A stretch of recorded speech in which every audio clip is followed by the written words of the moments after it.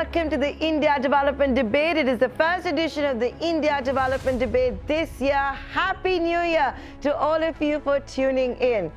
Now, the last week of December, we often see most people take a break. We weren't so lucky at ET now, but guess who was also working this last week of December? The Prime Minister, Narendra Modi. The government worked on various measures to boost the economy in the last week of 2019, which included Prime Minister Narendra Modi holding several marathon meetings with entrepreneurs from various sectors. Each of these meetings lasted more than 2 hours and saw an open and candid exchange of ideas as to how the government and industry can work together to improve the business sentiment, investment, and of course, boost the creation of jobs. We have been told that Prime Minister Narendra Modi at each of these meetings stressed that people must give him honest feedback, must be honest in giving suggestions on how government policies must be improved to accelerate India's journey towards that goal of a $5 trillion economy. These meetings have been so far held with entrepreneurs and leading minds from a wide variety of sectors, from fields like FMCG to finance, renewable energy to retail, textiles to technology. Joining me today on this edition of the India Development Debate are two gentlemen who were a part of those meetings. Joining me now is Saurabh Srivastava, the founder of the Indian Angel Network, and Hari Om Rai, the chairman and managing director at Lava International. Gentlemen, Happy New Year. Thank you for joining us here on the India Development Debate. Mr. Srivastava, I'm going to come to you first. I don't know if the Prime Minister spoiled your New Year plans with these marathon log meetings, but jokes aside, you know, we do need the economy to get back on its feet. You know, you as a representative of the Angel Network actually represent a bunch of people, entrepreneurs, startups, a world which is living in its own planet, divorced from the economic slowdown. Having said that, tell us a bit more about this meeting. You know, we have been told by sources in the government, they were very candid, that they actually asked all of you to be candid, not hold back on suggestions, to actually have a freewheeling chat. Is that how it was? So, Nayantara, it was a very, very satisfying meeting. I think, as you said, the first thing that the Prime Minister said when he opened the meeting was that, look, I haven't invited all of you to praise me or the government. I really do want your honest feedback, be critical if you need to be, and give us suggestions. Because I really want to do this meeting to see how government and industry and the startup sector in particular can really work together for this $1 trillion economy. So it was very disarming. He was very engaged. And I must say that he was in a great listening mode. He did say that this meeting is not for me to tell you, but for you to tell me. And in fact, he was in listening mode right through that meeting. He didn't cut anybody off, didn't stop anyone, even if one of us rambled. So all in all, it was, I think, an amazing, candid, and I think fruitful meeting. Okay, so was the meeting therefore, Hari, just to listen, or were decisions taken? Did he speak when all of you spoke, gave his ideas at that time, countered you, you know, maybe said, no, you're misguided here, you may be wrong on this point? So, hi, Nayantara. So, no, he was extremely in a great listening mode for sure. And but the most important thing, like a true leader, somebody who wanted to understand the truth and nothing else but the truth. This is one. Secondly, he actually echoed our sentiments on the possibilities of India. And, you know, one of the topics came in when we said that, you know, we are not able to really understand, for example, in our sector, we wanted to say that, you know, we can be number one in the world in the mobile manufacturing, and probably some of the government officers are not able to actually relate to the thought process.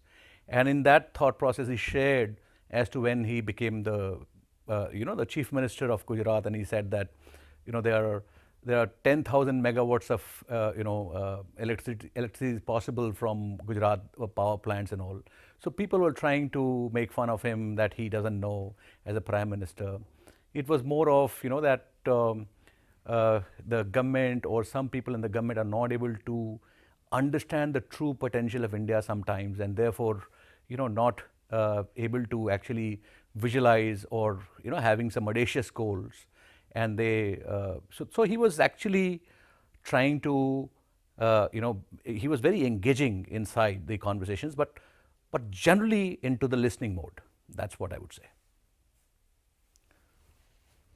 Okay, so both of you are saying that he was clearly in the listening mode. So what happened, Srivastava? Who all did you go with? Did you go along with the representatives of the startup world?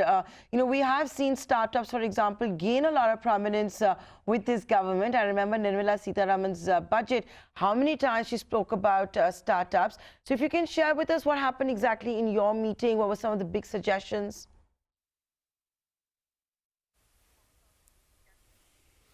Well, I was, of course, wearing both the tech and the startup hats, both as a co-founder and former chair in NASSCOM, and now as an investor investing in startups, with perhaps the largest group in the world which invests in startups in India.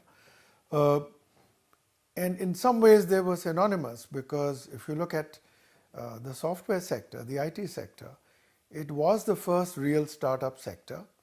And we now have global dominance. We're one of the biggest players globally. And we've built a sector that actually contributes to a quarter of our GDP growth. So it's a shining example of what's possible.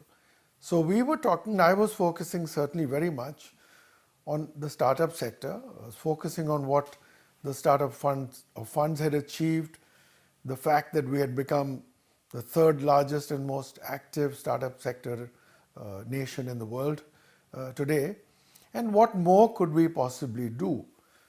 What could government do? What does industry do to take it to the next level, particularly in the new sectors?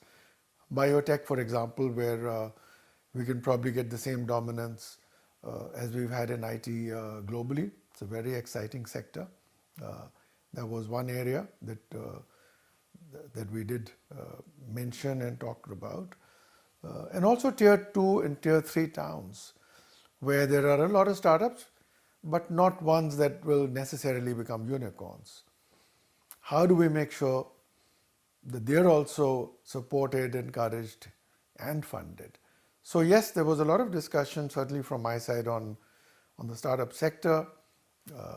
It's clear that the Prime Minister's believes very strongly in the ability of startups to contribute to economic growth, to employment. And so there were areas where he basically said, look, can you do some deeper thought, come back with a paper on it? So there was clearly an intent to take some of these thoughts forward, to have them spelt out in more depth, to be really worked up in some detail, and to see if they were implementable. So that was a very, very good discussion. Because Srivastava, this is also a Prime Minister who understands the digital world. He understands technology. He has done through his entire campaign to make tech cool. That's what he's been trying to do. He's been trying to make sure that kids understand tech as well. Did you get a sense of that in your meeting on what it is that he wants to do on that front? Because this is also going to be crucial. For example, if you guys are talking about 80 new unicorns in the next 2 to 3 years, that's $80 billion.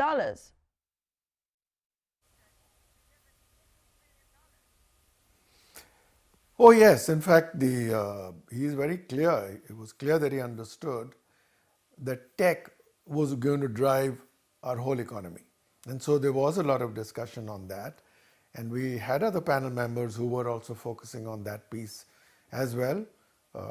Mohandas Pai was talking more about some of the startup issues, and CP Gurnani and from Tech Mahindra, also Nivruti Rai from Intel. Many of them were bringing up what we could do as a tech vision. And you are right, Nayantara, he is very, very clued into it. He has a pretty good understanding of where tech can play a role. And the reality is, if we look at the challenges facing the country, affordable healthcare, education where we don't have enough teachers, clean energy, financial inclusion, all of these challenges are actually being addressed by leveraging tech. So for us, technology like AI isn't so much about destroying jobs, but actually creating jobs. For us, many of these technologies would solve our challenges. So there was a key topic clearly of discussion, and I would say there was number of good ideas, suggestions, recommendations, discussions that were had on many of these issues. Suggestions. I'm going to come back to you, Saurabh Srivastava. I'm going to come back to Saurabh Srivastava what the specific suggestions may have been. But Hariom Rai, you also represent a sector which is manufacturing. This is a government that spoke a lot about Make in India. But if you look at manufacturing's contribution to the GDP, it hasn't really taken off. There is still scope for improvement. A large improvement is certainly needed. Can you share with us what it is that the manufacturers have wanted and what they spoke about in that meeting with the Prime Minister?